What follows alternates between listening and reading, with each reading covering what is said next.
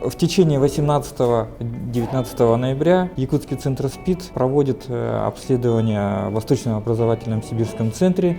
Мы проводим расширенный медосмотр, забираем кровь из вены на ВИЧ-инфекцию, на вирусный гепатит Б, гепатит С и на сифилис. Сейчас в преддверии 1 декабря, Всемирного дня борьбы со СПИДом, это мероприятие очень знаково. Должны знать свой ВИЧ-статус. Тем более в рамках этого медосмотра все это проводится добровольно и бесплатно. Мы хотим, чтобы наша молодежь была здоровой.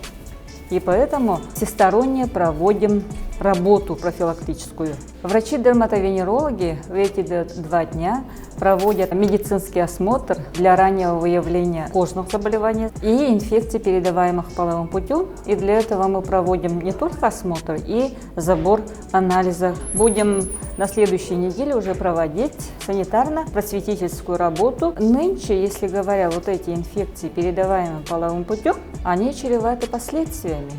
А человек, который, например, скажем, инфицированный, может и не знать, что у него скрыто протекает какая-то инфекция. Надеемся, что студенты будут уделять очень большое внимание своему здоровью, регулярно сдавать анализы на эти заболевания. Берегите себя, предохраняйтесь. Будьте здоровы все, берегите себя.